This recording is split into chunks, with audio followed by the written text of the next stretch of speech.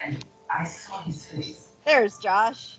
In that moment, it goes Great. well. Well, I found it. and I think, is Violet back? There she is. I'm back, yes. I saw Josh for a second and then he disappeared, but I can do roll call really quick, Juan, and then hopefully he's back on by then.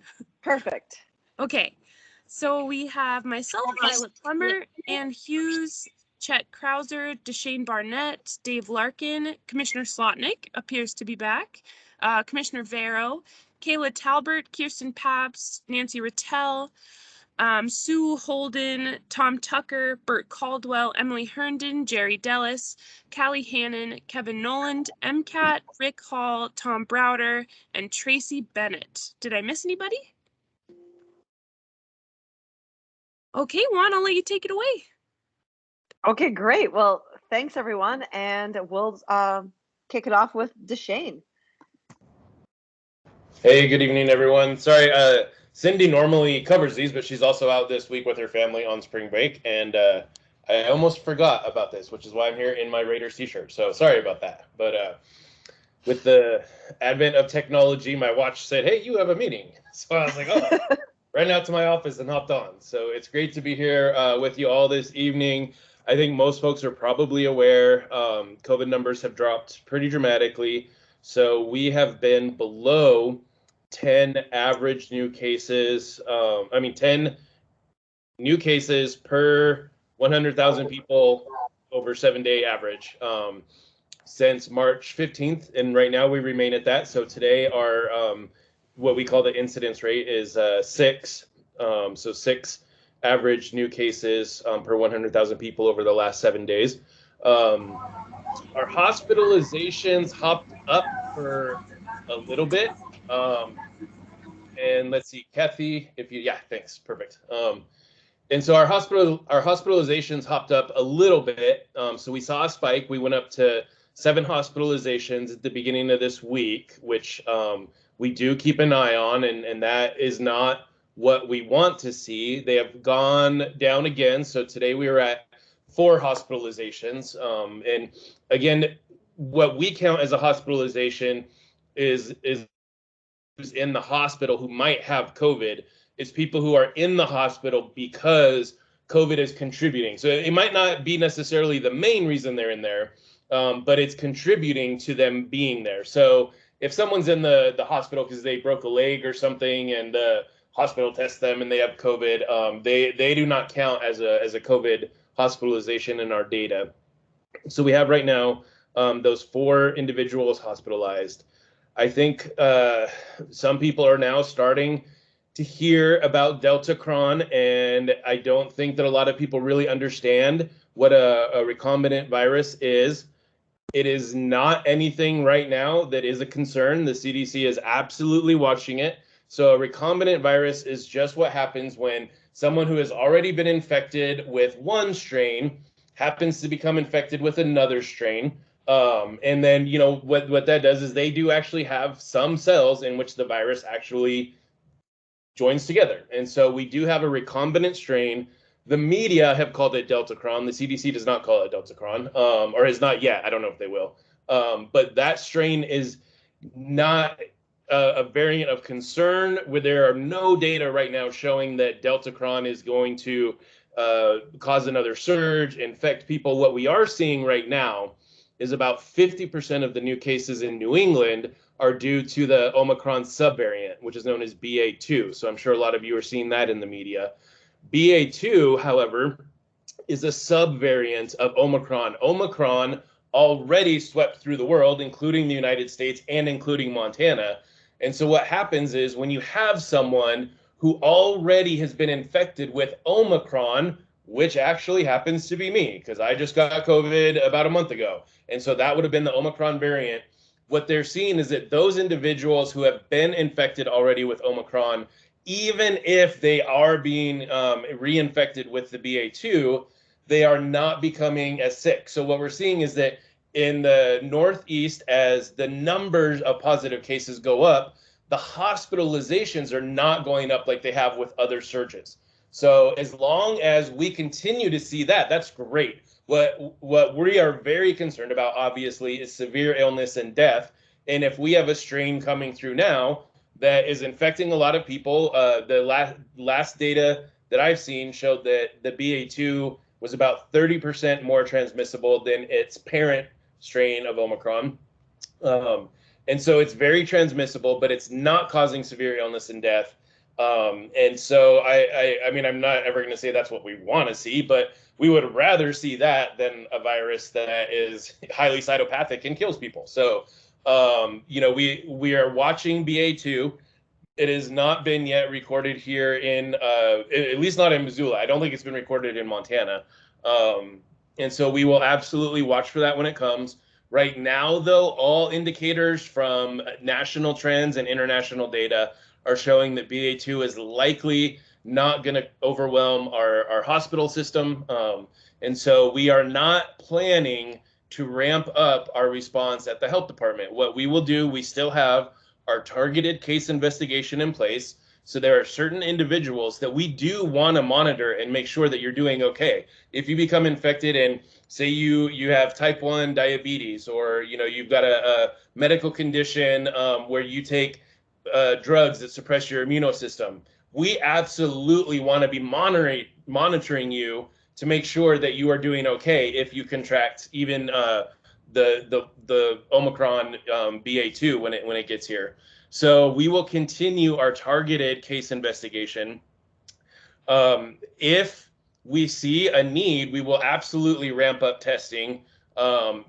We don't necessarily expect to see that, though. What we've been doing is working on bulking up the ability for people to have access to home tests and other partners in the community to have access to tests. So from what I've heard, the schools have sufficient access to tests. Our medical partners have sufficient access to tests. So we are not expecting to need to ramp up testing. That being said, we are absolutely prepared to do so if needed.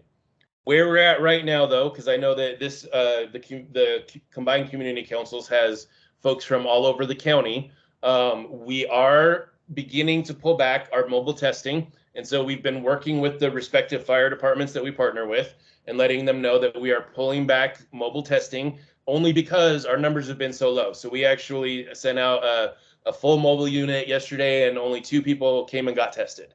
And we'll keep it going. Instead of every week, we're moving to every other week. And then when that need is no longer there, and what we see is that we send a mobile unit out and nobody gets tested, we'll go ahead and discontinue that service. And we expect that that'll probably happen in April. So I know I just threw a lot of information at you all in a very short period of time. So happy to answer any questions. Any questions for Deshane? So if we're looking at what's happening in Europe, what's the time frame? Like when do you expect exciting things to start happening here? So if it follows the pattern that both Delta and Omicron followed, what we watch from is the coast, either the East Coast or the West Coast. And so it's already hit the East Coast. For us, that means that traditionally, if it hit the East Coast, what we would wait for is about 2 to 3 months. During COVID, though, what we've seen is that from the East Coast to Montana, it'll probably be 2 to 3 weeks. And from the West Coast to Montana, it's actually less. It's about usually less than 2 weeks. We know we have, I don't know how many, 5, 10 flights a day going out between here and Seattle. So if something happens on the West Coast, we're going to get it here pretty quickly. Even the East Coast, though, we've seen, like I said, for right now in New England, BA2 represents about 50% of their new cases. So I would expect that that will also be the case here in Missoula, probably within the next 2 to 3 weeks.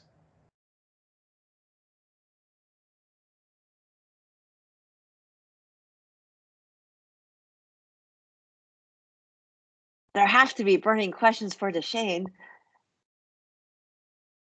He's going to leave after this, folks. So this is your chance. Rick. Deshane, isn't kind of the rule of thumb for viruses that the more transmissible, the less deadly? Is that kind of the way it's trending with the variations now? Is it anticipated that it will eventually be more like a flu? Yep. If this virus does traditionally what a respiratory virus would do, there have been coronavirus around since we've had the ability to identify them. So as long as we have had science, there's been coronavirus. So coronavirus is not new. And so, yes, these strains, what they will normally do is they will mutate, and they'll mutate to become more transmissible and less deadly, because the idea is if the virus kills off its host, it can't spread. It doesn't want to kill its host.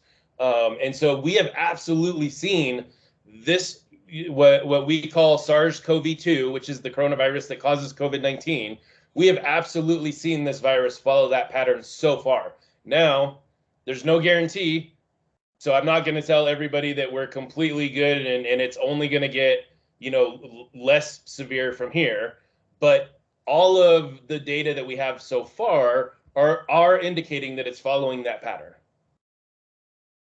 And one more question, the federal guidelines that they're trying to make antivirals more available at the pharmacy level, are we seeing that here in Missoula? I mean, is that the treatment plan? Can you call your doctor, go to a pharmacy, pick up an antiviral if you're at risk? Yeah, so the federal government, which is why you've seen the health department scale back our response, has moved its philosophy from, a more, what, we would call a triage response to a more endemic response. And in doing that, they have moved to what's called test and treat. So they don't want someone coming to the health department, getting a test, us telling them they're positive, and then them maybe, having to get very sick, go to the hospital, go to their medical provider. What they want to see is that people actually get tested at their point of medical care. So if that's your doctor, if you go to Partnership Health Center, wherever that is, that's where they want you to be tested so that you can then be treated appropriately by a medical provider. The antivirals, my understanding, and now this is, you're stepping out of my realm, and I don't know that anyone from Partnership Health Center is on here. My understanding is that they were absolutely making those available in pretty decent quantities, but then we also just heard that the federal budget got passed with no additional COVID funding. So my understanding is that that's going to impact test to treat. So test to treat is someone like a doctor, like Partnership Health Center. They would test, it would be positive. They would then, if your personal medical history indicated that you should be treated, they would have the antivirals for you right there. My understanding is that that is probably not going to carry out because the federal budget is no longer going to support that cost, because antivirals are very expensive medications. I could be wrong. That was what I had heard. I think it would be important at some point to get more information about that from PHC.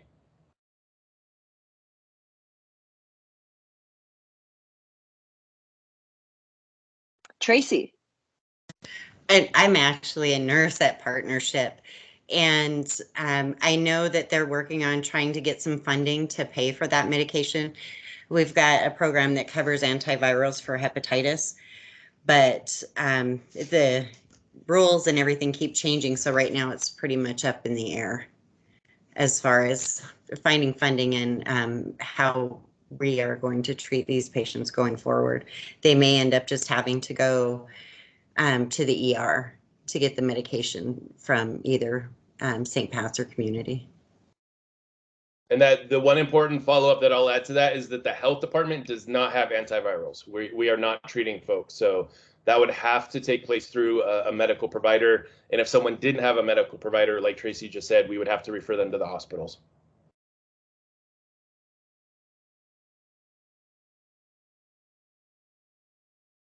I don't see any more hands up for DeShane. Okay, well, thank you so much, DeShane and Tracy and Rick. And get out there and enjoy that sunshine. Or you're totally welcome to hang out and we can talk about, grants and county attorney's update and building updates. So for folks who don't know, though, I'll just break in. I am going to log off because my dissertation is due to my committee in a week and a half. So I'm working on writing my dissertation. So I hope you all have Okay. a great night. I'm going to be sitting in front of my computer for the next 5 hours. Good luck. Good luck. Well, next we have Nancy Rattel and Kayla Talbert with grants. Yeah, hi. Thank you all for letting Nancy and I chat with you this evening. And I do hope everyone was able to get outside a little bit. It was an absolutely gorgeous day out there. So I'm Kayla Talbert, and I'm with the Community and Planning Services with the county. And I just wanted, Nancy and I both just wanted to chat with you a little bit about our grant opportunities that we have available. So every year we release a notice of funding availability for two programs, the Substance Abuse Prevention Mill Levy and the Community Assistance Fund. And both of these funds combined give out almost $1 million out into our community. So it's a really big impact that the county has to local providers. And these programs really just help the individuals that live in our community to become healthier. And we will talk a little bit more about each of these programs. But before we do, I just kind of wanted to give an overview of some timelines, because both these funds will follow the same timeline. So we will release the opportunity or the notice of funding availability on next week, mid next week. Applications will be due May 11th.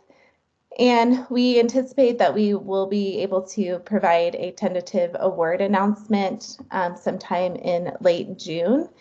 And that tentative award amount is really just, we present funding recommendations to the Board of County Commissioners to consider as they adopt the fiscal year 23 budget. And then you can find both of these applications at missoula.co/fundingop. And I believe Nancy already put that in the chat, but we can also put it in there again, and then we can put our contact information in there as well for you guys. So I'll talk about the Substance Abuse Prevention Mill Levy, because that's the fund that I manage, and then I'll kick it off to Nancy and she'll close us out with the CAF stuff. So the Substance Abuse Prevention Mill Levy, or SAP-ML, was approved by voters in 2008 for the purpose of supporting prevention programs that help grow healthy youth and families to reduce the negative consequences of substance use. And eligible applicants can be nonprofits or government agencies, but they have to be in the county. And this is getting a little bit in the weeds, but eligible applicants have to focus on one or more of these 4 focus areas around substance prevention. So they either have to maintain a coalition that coordinates substance abuse prevention efforts, provide community education about the risks and costs of abusing alcohol, tobacco, and other drugs. 3, offer supervised non-school hour activities that give young people alternatives to drug use and opportunities for positive youth development. Or 4, provide early interventions to help youth and families address alcohol, tobacco, and other drug problems. So there's lots of opportunity in this fund to help support programs that really allow our youth to focus on other things and build healthy stamina or healthy self-esteem, and so that they don't feel like they have to go towards substance use to feel support. So that is all for the substance abuse prevention, and I will turn it over to Nancy. And Nancy, feel free to add anything that I have missed. Okay. Well, gosh, I just love seeing you all. I used to live in Sealy Lake, so my heart is still kind of up there a bit. And so I would just mention for both of these applications. So the process is a competitive application process, which means there is the notice of funding availability with all of the instructions and the guidelines. There's sections that need to be developed, and they have scores assigned to them. So what I like to just let everybody know is that this is, you know, there's a rubric, there's scoring that takes place, and then a review committee, a citizens review committee reviews all of the applications that are submitted. And we have a commissioner on each of the substance abuse prevention mill levy review committee, and that's Juanita this year. And then I have the joy of having Josh on my committee, the review committee. So I did just want you to know, you know, it's just not willy-nilly. And so I, as a taxpayer, look to you all as well, because the fund does come from, you know, a mill. And for the Community Assistance Fund, typically it's around 800,000 that is awarded to agencies throughout the county. So for the Community Assistance Fund, I will just say that it has 4 purposes, and that is to provide basic need services, basic needs: food, shelter, medical services, and emergency transportation. So again, and the county actually has been collecting taxes for over a century. It's kind of a little tidbit, little trivia. For back in the day, it was called welfare, but now we call it the Community Assistance Fund because we are helping the community. Something else I'd like to point out is that when I mentioned the scoring rubric that takes place, something for you all to keep in mind, because it is important to help support the communities outside city limits, is that one of the scoring criteria is, are the services provided outside city limits? So there's a score, you know, that if, well, for example, the this past year, the Seeley Lake Community Foundation was awarded a community assistance grant to help with, and their category was medical services, and support was provided to the iRide program to help people, you know, get into medical services here in Missoula. So do you see what I mean? Because that was truly, you know, serving these outside communities. So you as my audience, I just wanted to highlight that point, that's commissioners take that seriously, recognizing that they want to distribute these funds where possible outside the city limits, as well as inside the city limits. Okay, so I said food, shelter, medical services, and emergency transportation. So this is, again, nonprofits or government entities. Some of the food, for example, again, I love the community assistance program because it honestly will help little babies all the way up to youth, elementary, the folks that, okay, so I'll just say like the YWCA and the Pathways program for persons in need from sheltering from domestic violence. And then we have through up to the seniors that there's the Missoula Aging Services, their Meals on Wheels program for those under the age of 60. So, you know, I do believe, I think the gal's name is Linda up there in Seeley Lake through Missoula Aging Services, that we help support that program to provide food and meals outside the city limits. So I'm just trying to give some examples of, wow, you know, the range of services that are provided. And kind of fun, I stumbled across Fairy Tale Farms. Does anybody know outside in Greeno, Fairy Tale Farms? Okay, I just found a Pathfinder article about the Fairy Tale Farms. They say they're a nonprofit and that they helped they have, anyway, so that's a prime example. I'm trying to spread the message through you all that if you feel free to contact me or provide my contact information to anybody that you hear going, hey, that might fit the criteria, nonprofit and food, shelter, medical services, and emergency transportation.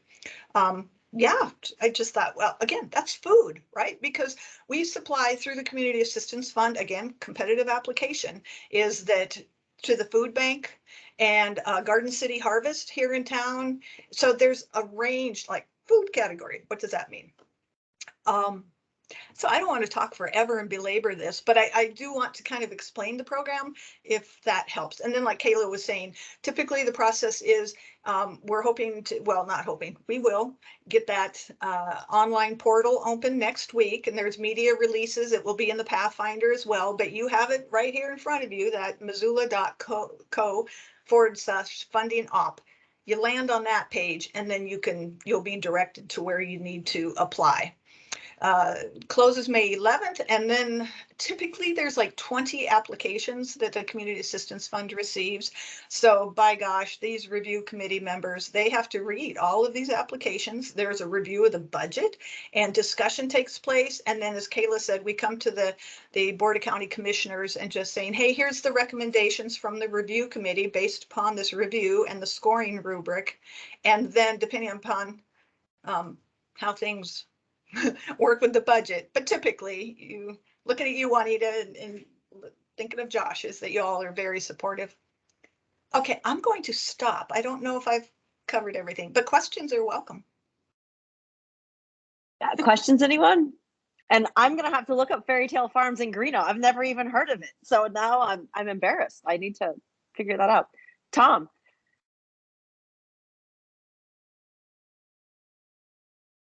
Hi, Tom. Is he locked? I think you're muted, Tom. It doesn't. There.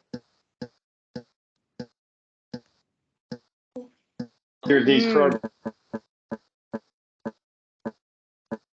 Tom, I think your audio is cutting in and out a little bit.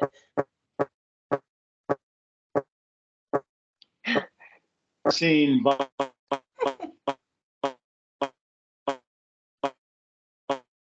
am a visit. Weird. I'll put a message in the chat. For Gathering. Oh, shoot. Oh, yeah. Tom, we missed all of that. Can you, oops, Tom's still talking. We're now at a point where we need some funding for just operating type things. Does the county have anything that would support? I know it's not these programs, but somewhere in CAPS or somewhere in the broader county grant universe? No, that's a great question. It's just like, well, what do you fund, right? I described the general. No, this fund, again, make the case, but does support personnel, right? You know, it supports personnel.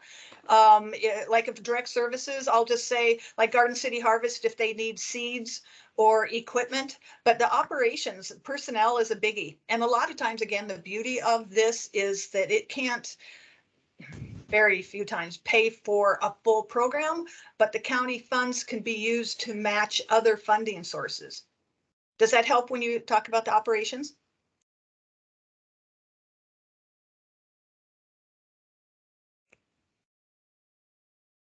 Yeah, and Tom, we're having problems hearing your audio, so apologies. You might want to type your question or comment into the chat. That might be better.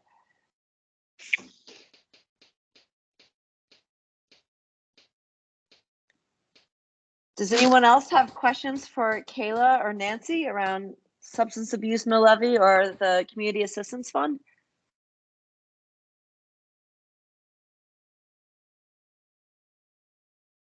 Okay, well, I do see there a is one. hand up. Yeah. I can't tell who that is. I can't scroll to it. There. It's Okay. Will you, Nancy, will you please say again who eligible applicants are? I'm just thinking about possible applicants in our neighborhood for one of the community basic needs grants. So nonprofits, and then we call the government entities, which would be, you know, like PHC, you know, they created a satellite clinic at the food bank, and then the health department where we help with their little foster child program. So does that help with the nonprofits? Mm-hmm. For the most part, or the one that I'm not sure about is, would religious organizations count? I don't think that we can discriminate against that. I have not seen explicitly where that. It looks like Violet's going to send a link tomorrow to this, and so I'll go through the eligibility requirements. And Kelly, as long as they're 501c3, sometimes religious organizations aren't 501c3, but yeah, if they have a question about eligibility, just let us know and we can look into it. Thank you. Thanks, Kayla.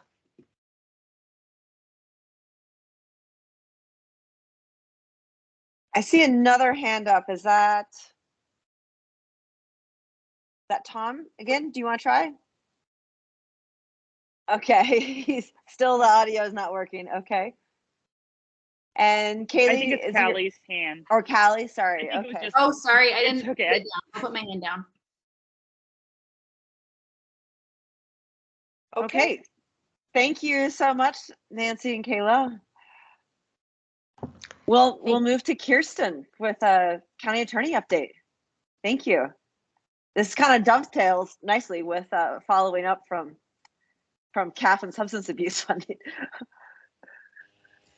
Well, good evening, everyone. Thank you for allowing me this time to talk with you a little bit about our annual report and some local trends that we're seeing in crime in Missoula. I'm going to show a few slides. I'm going to try to share my screen and just hit the highlights of our report. And then I wanted to give you an opportunity to ask me any questions that you have. So give me a second to try to share my screen.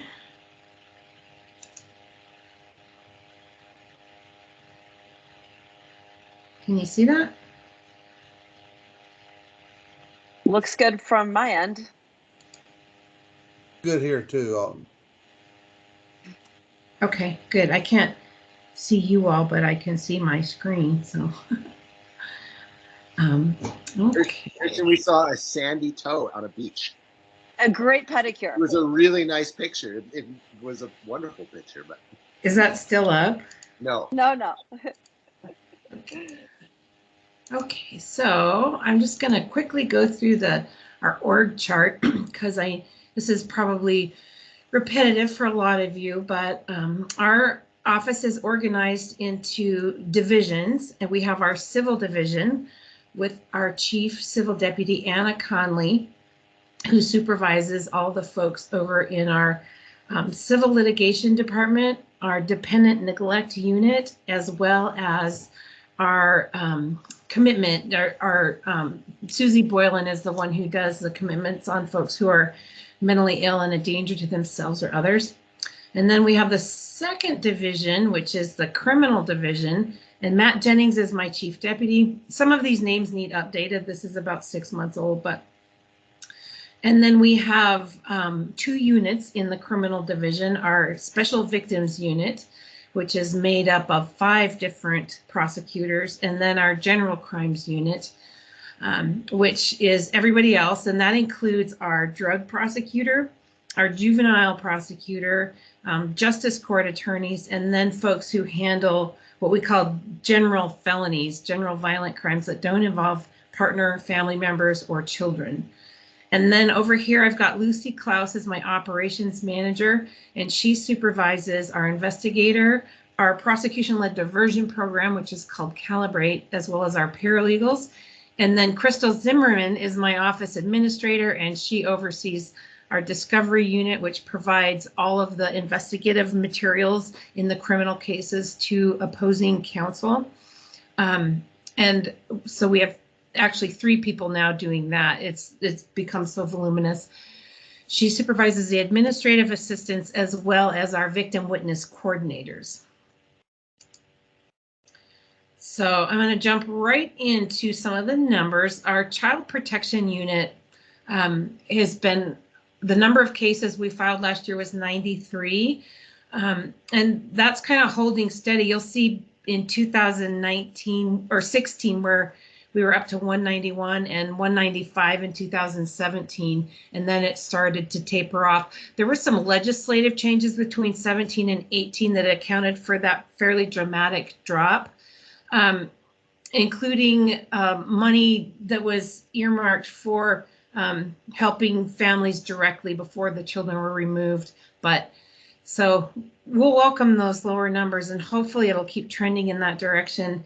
Our involuntary commitments, we filed 267 of those in 2021, which is down a little bit from 2020 and down a substantial amount from 2018. You'll see that number is 300, which is our all-time high.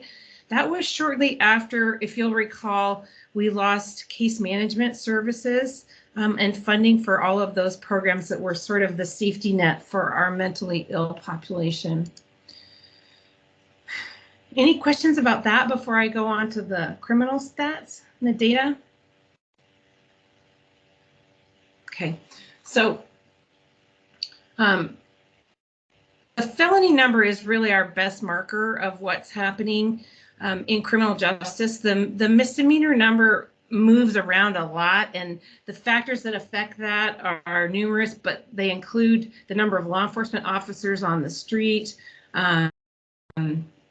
the various legislative changes. They include they reflect some criminal justice reforms, and so that the misdemeanor number is more dynamic. The juveniles, okay, so sorry, I'm going to slow down a little bit. In 2021, we filed 723 felonies, which is kind of we're just holding steady since 2017. And I know it looks like it's a little bit lower, but it's a little bit deceptive too, because since 2007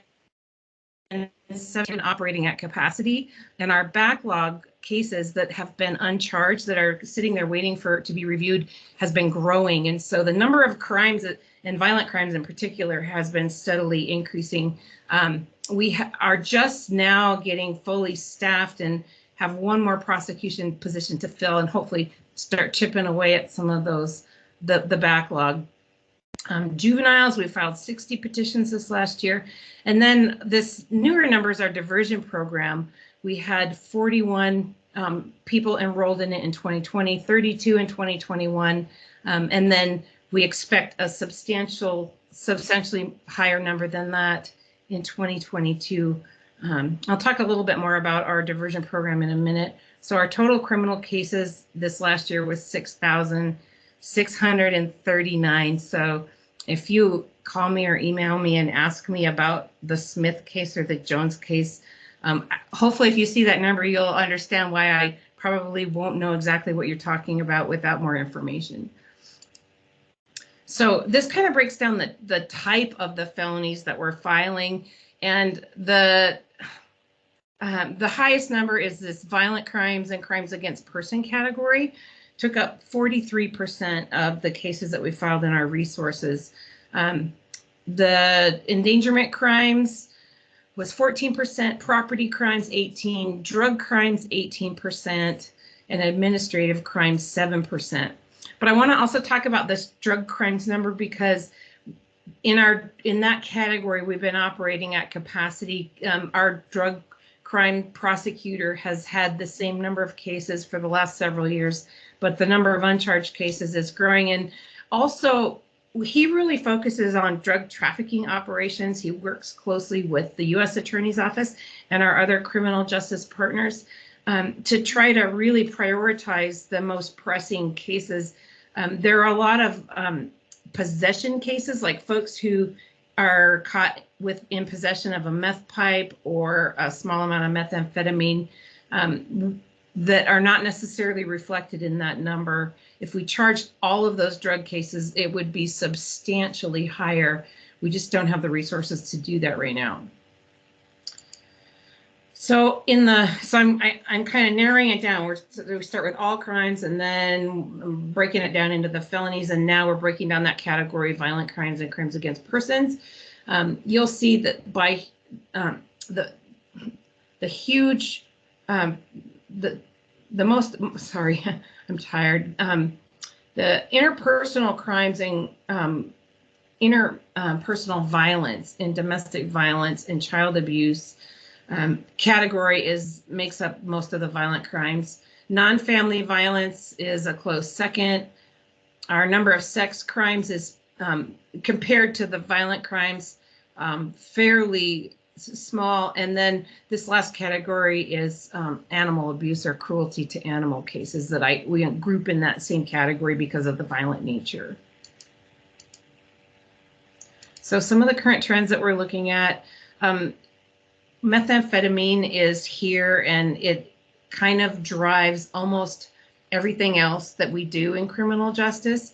Heroin is catching up to it, as is fentanyl Fentanyl is also called the gray death. We talked about 2 or 3 years ago. We were worried that it might be coming here. They had seen it on the West Coast. They'd seen it in Spokane, and it's here. And sadly, we are losing a lot of our citizens. Not a lot, but a handful of people have succumbed to overdose deaths with fentanyl.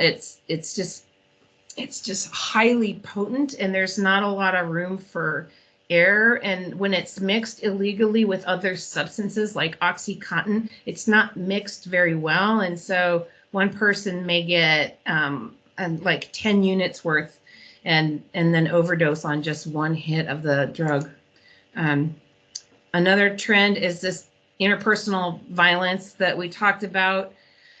Sadly, and particularly during the pandemic, we saw a huge increase in family violence, and not just an increase in the numbers, but an increase in the severity of it, including assault with a weapon, attempted homicide, and strangulation.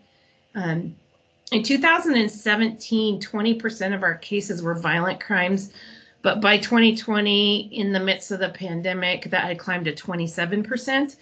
And then last year, it was up to 43% of our cases, which is really statistically significant. Endangerment crimes, with endangerment crimes, I'm talking basically 2 different things, either felony DUI, which is a 4th or subsequent conviction. Sometimes we see 4th, 5th, 6th, all the way up to 12th offense on DUIs, or else criminal endangerment, where we see folks leading officers on these chases around town. They drive through neighborhoods, they drive over pedestrians, they drive over mailboxes, through yards. We've seen a lot more of those, and almost all of them are drug and or alcohol driven. Property crimes is sort of a constant for us. So I just wanted to talk a little bit about the lethal doses of opiates and opioids. So here's a lethal amount of heroin. Compare that to fentanyl, which is just drops, and then carfentanil, which is a tranquilizer that it was designed for large animals like rhinos and elephants. We're seeing a little bit of that out on the streets as well, which is, it's so dangerous, not just to the folks who are ingesting it, but to the law enforcement officers that are responding. So it's our approach that it's a 3-pronged approach, a 3-pronged stool that we're using to try to address violent crime in the community. The first and foremost is to protect our community from the higher risk offenders. And when somebody poses a high risk to hurt another human being violently or sexually, those are the folks that we are channeling our resources towards as a high priority to prosecute and to incarcerate. At the same time, though, we are engaging in meaningful criminal justice reforms, and we're just really proud of our work in this area, because we're not just doing reforms because they feel good, but we're doing them because they're data driven and they're working. And so we all know that America has more people incarcerated per capita than any other country in the world. And there has to be a reason for that. And there has to be a better way that we can spend our criminal justice dollars. What we're doing is we're not letting up on the high risk folks, but for the lower risk, lower needs people, we're diverting them off the criminal justice track altogether. We've got this really innovative, cool program that we call Calibrate, where we take people either before they're charged or immediately after they're charged, take them off the criminal justice track so that they engage in a treatment plan with our coordinator, Ray Reiser. And if they complete their treatment plan, then they don't ever have the collateral consequences of a criminal conviction. And he really helps them sort of navigate through some of the hurdles and the challenges that brought them into criminal justice in the first place. We have a 91% success rate with that program. It's just unheard of how it's doing so well that we just received a $600,000 grant to expand it. And there's some other jurisdictions that are looking at us as a model because it's been such an effective program. Last year, we collected over $25,000 in restitution in that program, and we saved like 10,000 days of participant time where those folks were not in jail. They weren't in detention. They weren't on probation. They weren't even on pretrial supervision. They were just in the program. So we were doing, there's other criminal justice reforms that we're really actively supporting as well, including some of these specialized treatment courts, the Veterans Court, the co-occurring treatment court, juvenile drug court, adult drug court, smart court, road court. It sounds like we have all these courts, but they're just really effective. And the data tell us that if you get the right people in the right court, their chances of recidivism go way down. And then the third prong, of course, is treatment and prevention. By definition, prosecutors are a reactive agency. The law enforcement does an investigation. They bring us a case. We file charges. We go to trial. We recommend jail time. That's how it's traditionally been. But we're trying to take a broader approach now and look at ways that we can engage with our community partners in treatment and prevention. So I want to give you a link to our annual report here, and you can either click on your screen now, or Violet can send a link as well. I could, but I'm not that technologically savvy. So what questions do you have for me?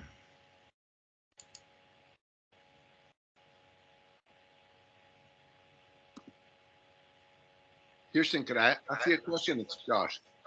Oh, hey, Josh, of course. Yeah, thanks. So I just, before our meeting, saw an article in today's Missoulian about the Blackfeet Nation declaring a state of emergency because of 17 fentanyl overdoses and 4 deaths within a period of days. Super shocking. Wondering where are we on that arc? Is that a barometer for something that may or may not happen here? It has happened here. We have recently charged an individual for distributing fentanyl to several young adults and teenagers, and one of those teenagers passed away. So it's sadly, it's a snapshot that is really frightening of what is to come. We've been trying really hard to engage in public awareness efforts to let people know that this is out there. It's not, people, I don't want to like lump people together, but we're seeing users that normally would maybe take an illicit drug to party on one occasion. They take one pill, and now what we're seeing is that one pill can kill. And I had not seen that article yet, Josh, but and that's really tragic to hear that, particularly with our that population. So yeah, it's one of our growing challenges. That's a function, Kirsten, of the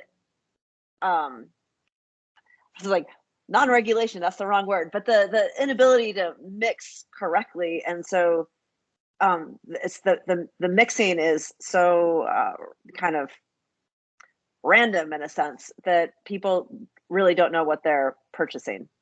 And so what I can tell you is this, is that fentanyl mixed with Oxycontin and some of these other pills is easy and cheap to manufacture, and fake versions of them are being manufactured out of our state and out of our country, and they're being shipped in here by some fairly sophisticated criminal syndicates. And so that's why we're really trying to focus our local efforts on the drug trafficking operations instead of on the end users, but at the same time trying to educate the folks that might be users as well, because of the heightened risk. With methamphetamine, it has horrible consequences, and it affects people's brains and the way they think and their ability to control and regulate, but it doesn't usually kill them. And so with the heroin and the fentanyl and the opioids, there's a much higher risk of overdose deaths. Callie and then Emily. Thanks. Thank you for that presentation, Kirsten. I was just wondering what, if anything, we can do as community council members to either help get the word out, or if there's something else that you're looking for from us. Thank you. I really appreciate that. And so I'm working together. I'm on the Substance Use Disorder Council, which we recently received a grant through Project Safe Neighborhoods, and it's under the guidance of United Way. But really what it is it's a community coalition built to people working together. We've got government entities, we've got law enforcement, our office, United Way, some nonprofits, some faith community, where people who are passionate about treatment and prevention for substance use disorder are just brainstorming and getting together and trying to not work in silos and put all of our resources and our ideas together. So that's really just getting off the ground, and we may be calling on you for that and to maybe participate and offer whatever ideas you have.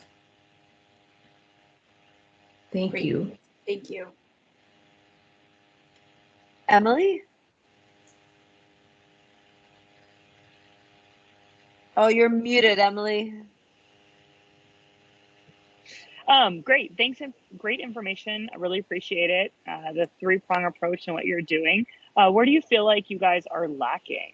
And I don't mean that as a bad thing, but where are you discovering that you're like, wow, we need more resources here, or we're having more difficulties with this area or that?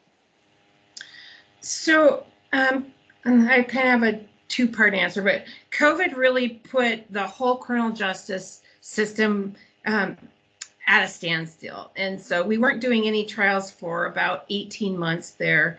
Now we're doing trial after trial after trial after trial. And each trial involves, months of preparation and lots of witnesses and exhibits. And so we're a little bit overwhelmed right now, but we see a light at the end of the tunnel. So we're dealing with the COVID backlog, and I don't know that there's anything we can do about that other than just like Annie Lamont says, bird by bird. But the other piece of this is we just needed more prosecutors, and we recently have added 2 positions. We've filled one, and we've had a lot of turnover too. Our office has not been exempt from the Great Resignation, if you will, but so we had turnover. We had people out on family leave, out on extended illness. We're just finally getting back up to staff, and so I definitely we're seeing a light at the end of the tunnel. But what we needed was more people, and I'm just very appreciative that the commission was able to do that for us. So at this point, I'm just grateful.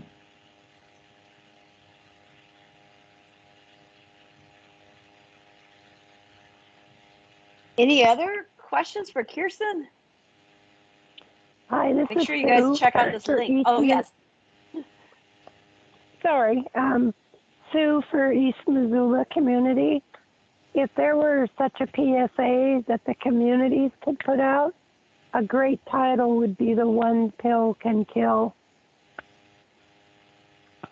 Just a thought. Yeah, that's great. I try to get that in there every Friday when I do my little radio show.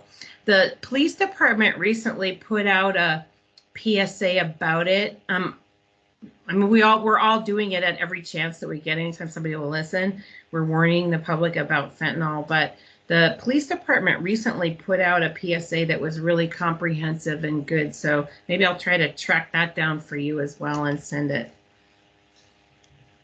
That would be great. Thank you. Thanks, Susan. Is there anyone else? Oh, there's a Kaylee. I'm sorry, is it Callie or Kaylee? It's Callie. Okay, thank you. Yeah, no worries. I was just wondering, Kirsten, if we wanted to get in touch with your department, who should we contact? It depends on what, I have 55 people. So I know, I saw the org chart. It depends on what you want to talk about. You can always contact me. It seems like a really good, so we have a lot of folks coming to our community council meetings right now, like probably like 15 to 25 people coming these days because of some community issues that people are really upset about or concerned about. And so it's also a great time to bring in speakers who can talk about really important things. And I would love to invite somebody from your department to talk about the fentanyl issues and how it's in our community, and share just what to be aware of and anything that the community should know. For sure. I could definitely find, sorry, my dogs are barging in. I can definitely find somebody to do that. I might be able to as well, depending on the date. We're happy to do that. Awesome. Would you be willing to drop an email address in the chat box, and I can I'll do that right now. Thank you.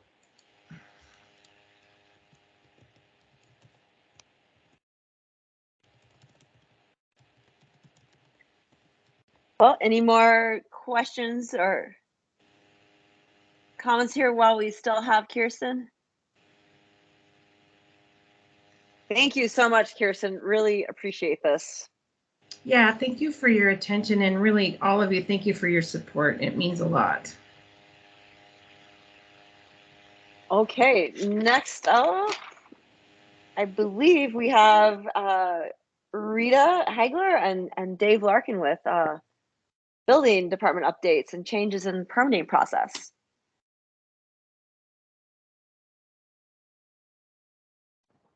Dave, I think you might be muted. Thanks. This is the second time I've done this. So already I've been heckled. I love it. I'm Dave Larkin. I'm the building official for Missoula County. I came into Missoula, this position, about 6 or 7 months ago, and inherited some conditions that became apparent once we got things started. I'm going to run through a presentation, if I can just figure out how to do this. And hopefully you guys will be able to see. Can you see that screen, Rita? Yep. Okay. If anybody wants to record my information, I usually put my contact details in the beginning and end of a presentation. But as I say, I'll do that again, or if you'd like, you can just take a photo of it now if you want to get a hold of me. One of my favorite sayings. I need to remind everyone that our office, what we do is completely separate from the general fund. We do not participate with the fund. We survive completely on fees. And when whatever fees come in, we process and churn out permits, and that's how we survive. So it's important. That's an important concept, because what you're going to hear is that I'm looking for more money in terms of fees. So we are separate from the general fund. The next slide talks about how my goals are to educate you all in terms of what I think needs to happen to this department. And when I came here, there was a lack of employees. Quite frankly, we had people who had retired, people who have moved on. One excellent inspector passed away, unfortunately, and we had to start all over again. And in the process of that, it became apparent that the market here in Missoula has changed, and it's a little bit more typical of a large city than it is a small town.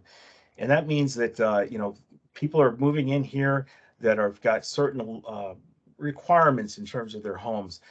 They're bringing more sophistication, and the other side of the equation is the code has changed, and we've adopted more codes. And the way that the codes are intertwined means that the people that work for us, the inspectors that we're sending out in the field, all the way from Lolo to Frenchtown and all the way up to Condon, they need to be well versed in all aspects of the code. There's currently 5 disciplines that we need to be able to be well versed in, and training those people to be well versed in those things, and then rewarding them so that they have a motivation to attain these certifications is also has to be balanced against, well, we got to keep these people once we go through all this training. And that means that I'm looking to give everybody a raise that they would, of course, have to earn as well. So I'm going to run through these slides because unfortunately, I've got a lot of them. I've already talked about how we need, the days are gone of a sole discipline inspector. You know, the days when a plumber decided that his back hurt too much and he wanted to become a plumbing inspector and just go out and inspect plumbing, they're gone. We need to be able to send somebody out that can do everything and do it well. Not only do they need to do it well, they need to do it in such a way that there's no backlash if there's some sort of an error on the job. They need to know the things that can move the job forward and at the same time maintain a certain level of safety. So I'm looking to build a presence as far as the inspectors go. But that means that we've got a young crew. We've got people that are motivated. We've got an excellent morale in the department. They are young enough and inexperienced enough that I can teach them how to do things the right way, and that's a great place for me to be in. You know, it's wonderful to tell people what they can do. And here's oh, I already talked about that. I'm sorry. So we're looking to increase the motivations of the people that we've got by giving them a raise, having them earn that raise, and how that works out in terms of the benefit for the community is that indirectly, I've chosen to participate in something called the Building Code Evaluation Grading System. Nobody's ever heard of it. It's I'm sure you've heard of FEMA. I'm sure, and you all know that you know, every quarter you send your homeowner's insurance in, and you know that that's a direct cost that you have. Well, the Building Code Evaluation Grading System was set up by the insurance industry to rate building code entities across the country. And what that means is that your homeowner's insurance and your flood insurance, if you have it, is based on primarily where you're at. You know, how far out of the floodplain you are, or pardon me, out of the floodway, but you're still in the floodplain, so you would have insurance, flood insurance, but also how far you are from a water source if your house ends up catching fire. In addition to that, how your house was originally inspected and how it was inspected when you did additional work to your home is part of the equation in terms of how the underwriter determines what you pay per year for insurance on your house. The Building Code Evaluation Grading System rates a community based on the qualifications of the building department. So you see, by having our inspectors be multi-disciplined and well versed in all of the different disciplines, it will bring down the level of premiums countywide. Okay, wherever we roll, the county would be affected. The exact number, I have no idea. You know, I'd be lying if I gave you a number in terms of what that would be. And it's kind of hard to measure, you know, because it's almost like a quality of life thing. But countywide, theoretically, the numbers would go down a little bit. And so that's one of our goals is to finish doing that. The other reason we have to raise rates is we're supposed to keep money in the bank for off years. That's a state statute. It costs about $1 million a year to run this department and division, as we call it here in Montana. At any rate, we're about $350,000 in the hole at the moment. And what's happened apparently over the last several years is whenever there was a shortfall, the money was taken from the reserve fund. And that really needs to be built back up. The economy's booming, real estate is booming. The cost of gasoline is going up. The cost of everything is going up. We need to make a step now in order to stop this bleed off of our funding. Okay, so how are we going to do this? There's a couple of things that we need to talk about in terms of how the other entities operate. To use the state as an example, the state charges $75 an hour for an inspector or a plan reviewer, and we only charge $50. So I'd like to change that. The actual plan review fee is also at the state level is 35% of a building fee. So if say the building permit is $10,000, well, $3,500 of that would be dedicated to the plan reviewer. In our case, we're maxed out at 25%. I'd like to meet that. And we also have a valuation issue. The numbers that we're using in terms of valuation are all the way back in 2009. I don't know about you, but I think that a gallon of milk and a loaf of bread is not the same price that I paid in 2009. So I want to update that to something that's current. We have through the International Code Council, who provides us with all of our certifications as we earn them, has a complimentary program which is updated on a monthly basis, and it doesn't cost us anything. So I want to move to that and abandon the old numbers that we've been using from 2009. Okay, what does this mean in terms of the what's it going to cost the homeowner and what's going to cost the builder? Well, no matter, I was a builder for 27 years, and I got to tell you, no, it doesn't matter what I do. They always are going to squawk. They're never happy about any sort of changes at all. But at any rate, my estimate is that if we were to increase the average building permit from $3,493 to $4,366, we'd be looking at $873 additional money that would have to be spent on a given house. Well, that still only represents less than 0.2% of the cost of a home. Not a lot. It's not. So how are we going to do this? Well, we're going to do it in a couple of different ways. First of all, we talked about the plan review going to 35%. That's simple.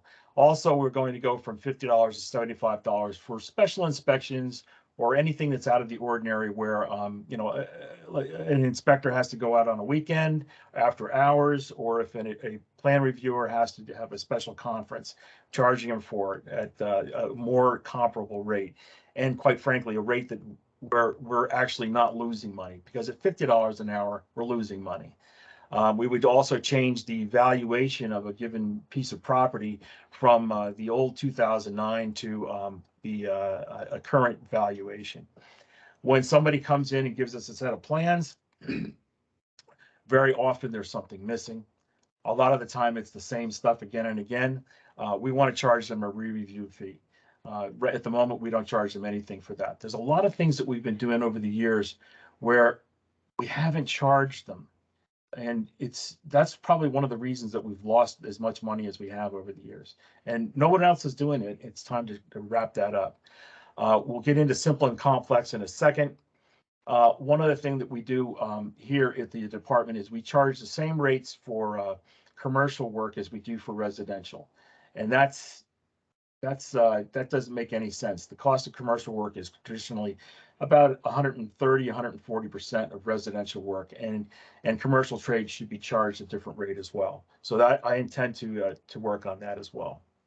Okay, this last concept is simple versus complex. Excuse me. We have a valuation that we use on homes, and the way it works is if Joe comes in with a set of plans, Joe wants his permit priced out as part of the job. Traditionally, we've been using a lower number than I believe is necessary, that we should, and there's a lot more work to a house that is complex versus a house that's simple. Now, the guy that's building a simple house is probably on a tighter budget and has less disposable income to spend on additional money for fees. So my idea is to take us from utilizing a $56 valuation on the average house or the typical house or the majority of houses, and going to a higher value that we would use, and it would be based on a concept of a simple versus complex house. So how do we describe a simple versus complex? Well, a good house, or pardon me, a complex house. I did not update this. Sorry about that. A complex house would be have multiple roof pitches. It would definitely have a basement or a crawl space. Porches and decks would be included. The interior would have an open plan, giant rooms with engineered beams all over the place and other custom features.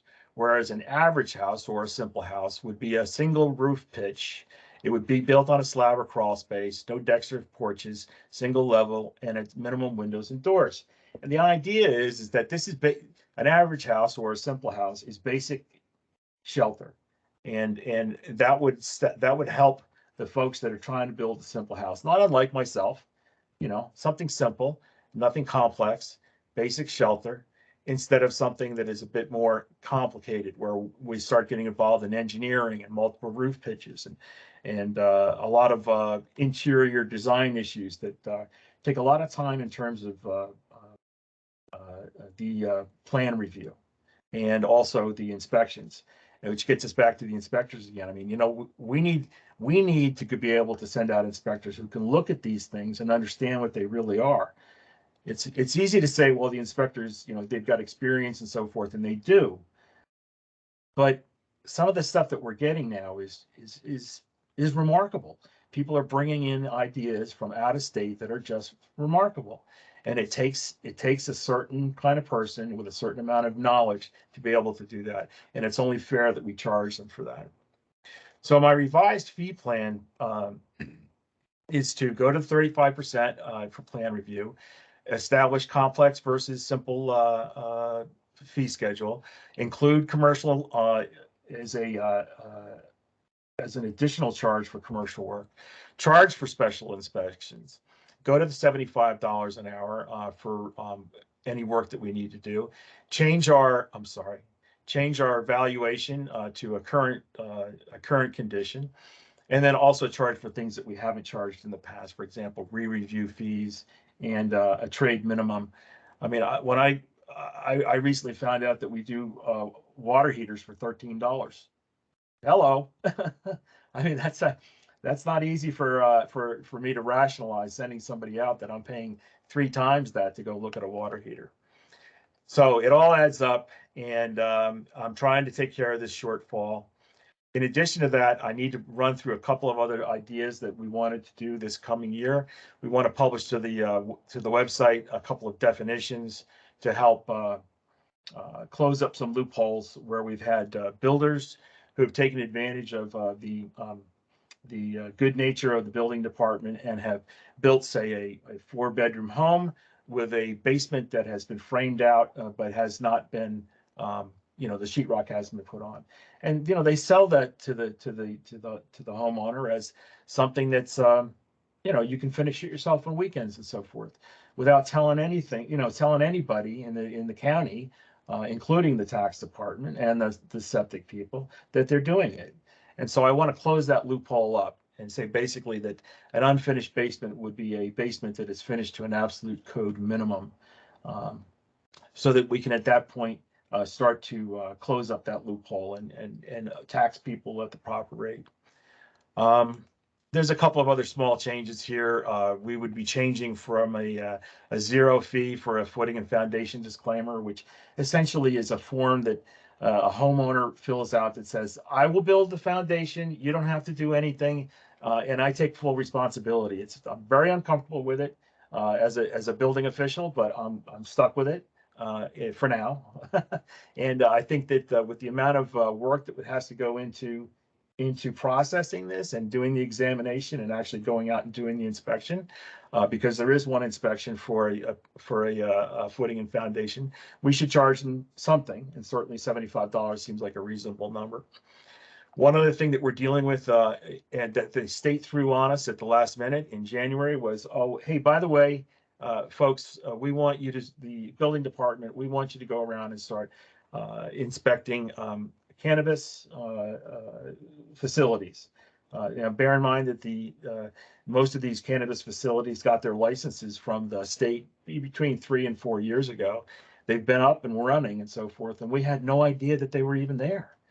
And so we came up with after consultation with the state, we came up with a form that we're comfortable with, and we charge them a $150 special inspection fee to go out there and establish whether or not the conditions are safe enough for them to continue to do their operation. We have had some people that have just chosen to take their single family home and turn it into a little bit of a factory. And I don't, my job is to navigate you from a position of unsafety and non-compliance to navigate you to a point where you can be safe and in compliance. And sometimes it means that they have to hire architects and engineers, and they have to stop what they're doing, and they have to put up maybe a special wall that separates their house from their garage and so forth. And we're working through that, and we've already done about 24 of them, and it's worked out pretty well. But I established the $150 fee myself, and we're also going to do the same thing for liquor renewals. As some of you know, that we have gone to a pay system where you can pay for your permit online, use your credit card, but we didn't realize, I think, that we were absorbing that fee for the processing, and so we want to put that back into the hands of the contractor. When he pulls a permit for $1,000, he's going to pay, what would that be, $3.28 for the privileges of doing it online rather than writing a check. I think that's just fair. That's good business. Let's see what else we got here. Agricultural exemption. The agricultural exemption is a form that again, it's not something I'm particularly happy with, but I'm stuck with it. The agricultural exemption was part of the original founding documents of this division. There was apparently some pushback from agricultural uses about I don't want anybody telling me how to build my barn, and I don't want you to charge me anything, and I don't want you to come on my property regarding a barn. Fair enough, but we've had some challenges with that, because a lot of the time these facilities, these barns get built, and then the next thing you know, they're running a small business out of it or something. But I'd like very much to do away with it, but in the interim, I think we should be charging them $75 for that privilege. So, to recap, we're looking for to raise our fees across the board, basically change some definitions and change some policies and get back on track. And there's my contacts again at the end of my presentation. And if anybody has any questions, I'm sure I bored you to tears, but if you have any questions, I'd be happy to try and answer them for you. Dave, would you mind if I threw in a couple of comments? Yeah, go ahead. So just to clarify, plan review fees, when we increase those, people have to remember that not only covers the plan review time, it also involves the intake staff to process your application, to follow up with you to make sure you've got the correct drawings and whatnot in order for it to be sent on for review. So I just want to clarify that plan review fee also covers the intake staff to process your applications. The other thing I wanted to mention also on the basement finish definitions,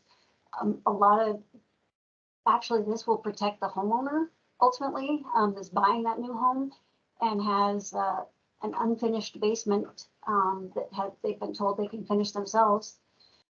If they ever go to sell that home and the work was done without any permits, that can affect the sale of the home and the negotiations of the price that they have it listed. So I want to keep that in people's forefront of their sale knowledge. And then also the ag exemption forms. The goal is to revamp those forms so that it's more clear to people what those agricultural buildings and that exemption will allow them to do with that structure. And that was it. Thanks, Rita. And Dave, I had a question on your credit card slide. 3% of 3,000 isn't $3. Yeah. Did I misread that or mishear that? You missed. I mean, I probably misstated it. It's I $100 permit, a $100 permit would have a $3.28 Okay. fee. Okay. Thank you. Sorry, I didn't see it. Okay, great, thanks. Jerry and then Tracy. Sure. So I have actually a two-part question. My first question / comment is that I do live in kind of a rural area, and there has been a lot of confusion out my way, especially about, well, no, it's just a shed, I don't need a permit. And, oh, it's a barn, I do need a permit. And we've had probably at West Valley Community Council, we've had probably 3 or 4 presentations on why you need a building permit and why you wouldn't, and on and on. And so I guess my first question is, you guys have spent a lot of time, money, resources educating on ag, and now I guess I'm just wondering how you would propose to re-educate people on that permit process. And that was my first question. My second question is, do you anticipate some of these charges and hourly fees to make the permitting process a little bit longer, take a little bit longer than it already does? Are those the two questions? Yes, they are. Okay. In terms of the length of the permits, the review time and so forth, no, it's not going to change things at all. You'll find that the turnaround time in this department is quite quick. What happens in other portions of the county, because if you say, for example, you want to put up a barn, well, that barn is going to, it's the permit application is going to start here, and zoning and health are also going to be involved. And I have no impact whatsoever on how that all plays out. So, our department turns around paperwork quite quickly, and quite frankly, I'm proud of that. The other question was, how am I going to educate people about the changes in the permit process? We talk to people on a regular basis about changes, but also that, in terms of when they make phone calls, but also our website is updated almost weekly with different changes that we have. There have been when I first started here back in August, I'd go out on an inspection, and half the time there was no one there, or there were no plans. If there were plans, they might be on someone's cell phone, and they're probably not the right plans. They weren't the ones that we released, and the permit itself wasn't there. And so I had to stop that. And the word got out because we started charging people for, going back to an inspection the following day, and that got the word out quite well. Now people don't do that anymore. In terms of educating them about the agricultural exemption, this was a strange adaptation or modification of the International Building Code, where the county on its own elected not to charge for building permits for an agricultural exemption. And that is very specifically worded. It's not, and I understand it. It's a battle that I probably can't win in this community to go, to disallow that. But it's a disservice to the guy who's in today's market, where he builds a shed and he gets an agricultural exemption. He goes to sell the property, and the next guy that has it decides to, well, I'm going to enclose it and I'm going to turn it into a grow facility. Well, now he's got to deal with engineering and everything else in order to get that through the process. Whereas if it had happened to begin with, we wouldn't have this issue. So yeah, I guess it's a combination of meetings like this and working with people on a daily basis, as well as updating our website. One of the other things I did when I first started here was I found that an awful lot of people were failing inspections for silly reasons, and they literally didn't know what it was that they needed to do in order to pass inspection. And so I wrote up a list of what I call tip sheets. And I also offered to conduct a seminar. The interest in the seminar was one person, but the tip sheets have been downloaded over 100 times. So I think the word's getting out there, and we're doing everything we can to get it out there. Does that answer your question? Questions? Yeah, thanks. Okay. Tracy, you had your hand up, or maybe no longer. I can't tell. did. Okay. Actually, one of the, he answered one of the questions that I had. But I wanted to know if you could explain a little bit more about this ICC valuation and how this would affect neighboring properties when you increase that value on that particular property that you're assessing for like a new house. Yeah, I need to say this again. Our fee is based on the value of the not the property, but the building that you put on it. So if you charge, if your builder is charging $200,000 for your house, that's the basis of what we establish our fee on.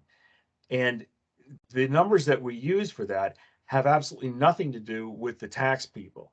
The tax people have their own job to do, and their job is completely separate from ours. They have a completely different way of coming up with numbers. As a matter of fact, that's a real problem for us. It's a challenge for us to come up with an estimated amount of home building in our community, because we have artificially low numbers. They're artificially low partly because we rely on the builder to tell us certain things about the property in order to establish a number. But in terms of the actual taxes, if you've been in your house for 30 years and you've been paying a certain amount of money for your taxes and so forth, and your value is established by the tax people, and you have a neighbor move in who puts in $1.5 million or $2 million home, I have absolutely nothing to say about that. I have nothing whatsoever to do with the taxes. That would be a conversation you'd have to take up with the assessor's office, because I'm simply, our jurisdiction stops at the building. Does that Okay, answer? thank you. That makes perfect sense. Okay. Oh, finally, I made perfect sense.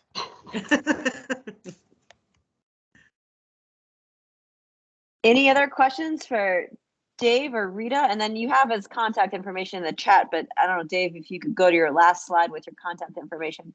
Yep. There we go. Also, Anita, if nobody else has any more comments, I also have wanted to bring up a couple of things to address the first question. The ag exemption process currently requires someone to fill out an affidavit.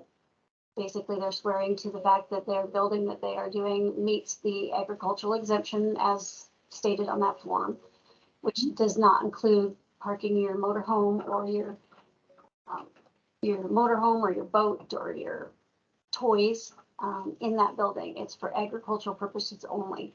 Hay, animals, feed, storage of that nature, agricultural equipment that you're using to plow the field or bale the hay.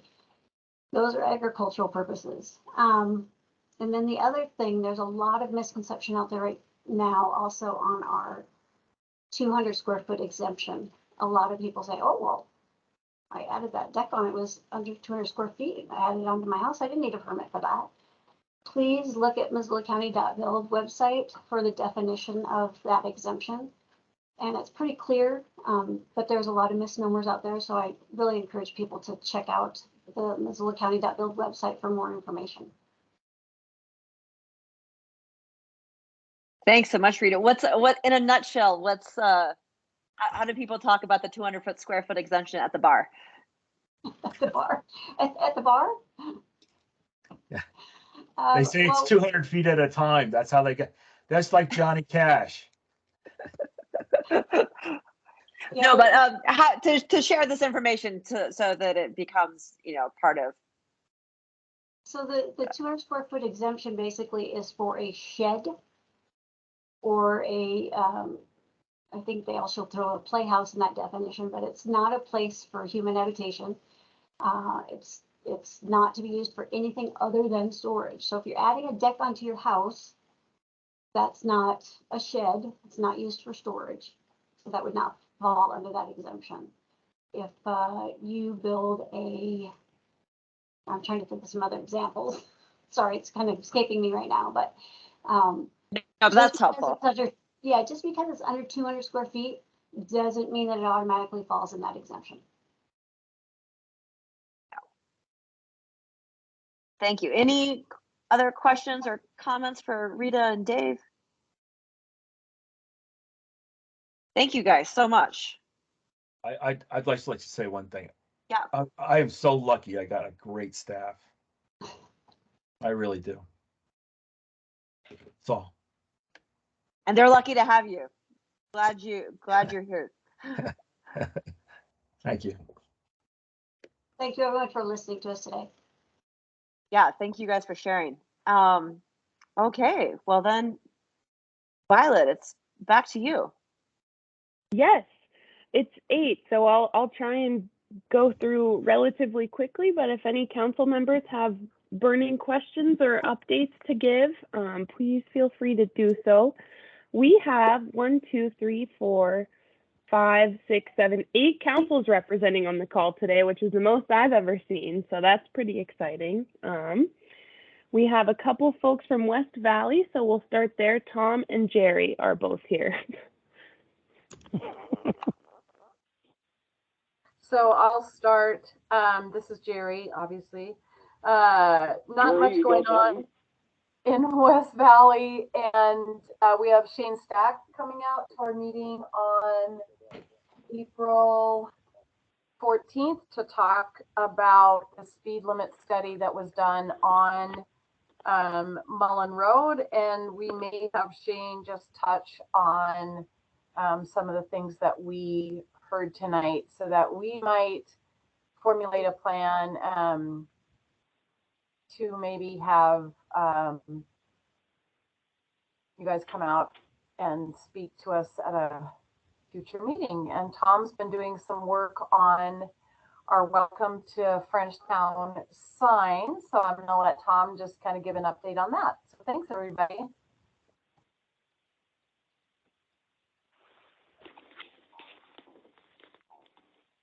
Right now, all of my paperwork is came from Helena, and I need to contact the sign locator on Huson and probably contact the fellow on the east end. So I'll work on that here for the next couple of days. Also, something to do with the county. I don't have the paperwork in front of me, but on 6 Mile Road, there's a couple property owners that had want to donate some of their land to take the S-curve out on 6 Mile Road. And I need to talk to the county about when that's going to happen. So I have all that paperwork. We'll have to invite them out to our community council meeting to discuss that. That's all I got.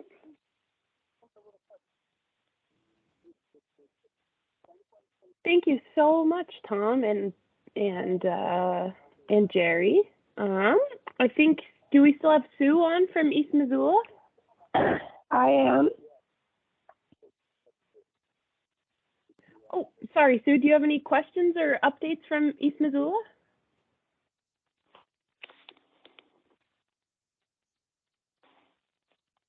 I think you're unmuted. We can hear you now.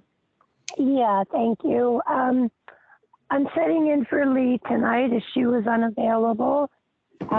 We don't have anything special to report other than we're, along with East Missoula United, in a month on Earth Day, we'll be doing our community project on the garbage cleanup. And that's it at this moment. Thank you. Thanks so much, Sue. We'll go to Bonner Milltown. I think we have 4 council members from Bonner Milltown, so good job, Bonner.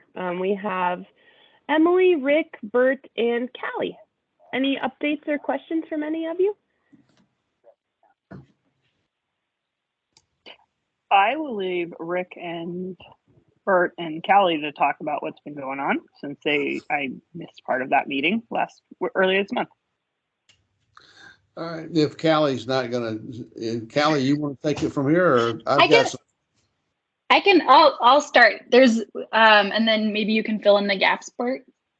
Sure. So the main thing that's going on in our community that has gotten people active as members coming to our council meetings again. The last time it was this busy was when there was Bitcoin mine noise, I would say. And so the thing that's got people riled up right now is the rezoning proposal, particularly for what's known as the West Bonner Log Yard, because it is a 100+ acre lot between the Blackfoot River and the neighborhood that's currently that was originally in the rezoning proposal as all heavy industrial and has since been changed to partially light industrial, partially heavy industrial, and I think a little bit of Ag 40. And I think that is, folks are happy that it has changed a little bit, but I think they would still like to see the zoning change even more. They're really concerned about noise, air, water, and light pollution. They're concerned about property values decreasing. They're concerned about the quality of life decreasing generally in the area. And then simultaneously, there is a subdivision proposal for that exact same lot that would break it up into 28 parcels. And folks are concerned that that could block public access to public lands that otherwise don't have access. Right now, people cross on the private land, and I think most people probably don't even know that there's private land there because it looks just like the woods. That's the main thing that's going on, and we're trying to figure out how to be a place where we can provide, make sure that people can speak their mind and share their ideas. And like, I live right across from the subdivision proposal and this lot, and so it affects me personally too. And so I'm just trying to navigate how to be a sort of unbiased council chair member and also somebody who cares deeply about this issue from a personal standpoint. And like, for my neighbors, I've had so many people call me and text me and grab me in the street when I'm out on walks to talk to me about this. It's definitely an issue that has ruffled a bunch of feathers. Bert, anything to add? Yeah, a couple of things. I was in a meeting earlier today that had a lot of discussion about this particular project. So it turns out that Bob Wolfenden, who is now the owner, Flying Colors Corporation is the owner, and Bob is the primary on that corporation. He is in agreement with having a light industrial zoning across the north side of his property, which is right there on Riverside Road. He also is in agreement with having a trail from right about where your house is to public lands, and a trail from there to the park. I can't remember, Hellgate Park. Milltown State Park. Yeah, Milltown. No, not Milltown State Park. That's the other thing. We're talking about the Red Barn. The Lions. Yeah, Lions. It's called West Riverside Park, I think now. Right. Okay. He's also in agreement with a trail going down by the river to access from the current park past the Northwest Energy's whatever it is that Northwest Energy's got there to access public lands also. So there are a lot of good things that are coming along. Sidewalks down the west side of the property on First Street. On First Street, he's open to that. He's open to that. And there's a possibility we can use TIF money to do that. Okay. So a lot of things are moving along. We got into some water and sewer discussions. There are a lot of options that are related to that piece of property, so we don't want to get into that tonight. But Bert, you and I'm I, probably going to call you separately to talk about these things, because one of the things that I've heard people are concerned about is like, okay, it's great if you say that there's going to be a path, but what's actually going to keep that path there? Are we putting a permanent conservation easement that's an access easement, basically? If you're selling these lots, how are we going to ensure that this path is? are you going to talk to me about that now, or are you going to call me? No. I'm just telling you that I'm using this opportunity to tell the county commissioners what people are concerned about. We didn't get into that depth, that depth of it, because it's not part of the Missoula Development Authority Advisory Board's job. That makes perfect sense. Okay. And they're coming to the council meeting anyway. Jamie and Jeff are coming to the council meeting in May. And so we've got plenty of opportunity to jump on that one. Okay. Did you get a sense of when they anticipate submitting their subdivision proposal to the county? Couple of months. Great. Good. So we got some time. Give me a call sometime tomorrow. Will do. After 2 o'clock. Okay. Rick, do you have anything to add? Or anything? Are there any other issues that we want to talk about? Well, I'm on the Missoula Consolidated Planning Board, so I just like to keep a low profile, so my neighbors don't come after me. I will point out though that the zoning hasn't changed; it just remained the same as it's always been historically. So it did not change to heavy industrial, and we succeeded in that. And that will be coming to the Board of County Commissioners very soon on May 4th. We'll probably have some people there. One other point that I had is the repository in the Bonner Mill on the other side of the river. Amazingly enough, they have 3 quotes. They went out for request for bids and they got 3 quotes on it. So that'll be in place pretty shortly, and it'll be finished. I'm done. Sweet. Thank you, everyone at the Bonner Milltown Community Council. We will go next to Tom Browder with Sealy Lake. Tom, I see you have your hand up. Oh, so I did, but no questions from Sealy. As you know, our big project is to try and get the Clearwater Junction RV dump open. We've had lots of help from the commissioners, and we are getting some good informal discussion with FWP from the director level on down. And we hope to have the Missoula Regional Director at our April meeting. So moving along there. Thanks so much, Tom. We did have Kathy with Swan Valley Community Council, but it looks like she's since logged off. So we'll go to Kevin Noland over in Lolo. Oh, hey, we've been a little bit quiet. Our attendance is slightly down, so I thought I'd give Josh a fair warning. I might have to do something slightly controversial to get more attendance. Just kidding. That always works, Kevin. It's a great tactic. It totally works. Yeah, I'll give you a heads up next time. Thanks. No, the only thing we really have coming up, April 2nd, our community decided to do a highway trash cleanup. So if anybody that sees or hears this wants to come add hands to the project, we'd love April 2nd from 9 till noon between Lolo and Missoula. So that's about all we have. Awesome. Thanks, Kevin. And then last on my list is Tracy Bennett with Evero Finley O'Keefe Community Council. I have absolutely nothing to report. I don't think that we've had a meeting. I went down the last meeting and no one was there, so I don't know when we're meeting. Hopefully next month. Okay. Oh, goodness. Perfect. Sorry, Tracy. Well, that's okay. I know that they didn't have anybody for quite a while, so I'm hoping that, and the roads were really bad too, so I'm hoping that maybe next month we'll get something going, because there's a lot of trash out here, so I'd like to organize something to get the highway cleaned up.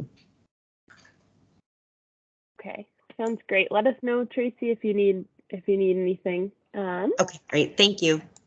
Yeah, you bet. Did I miss anybody, or does anybody else have any other questions or updates before we part ways for the evening?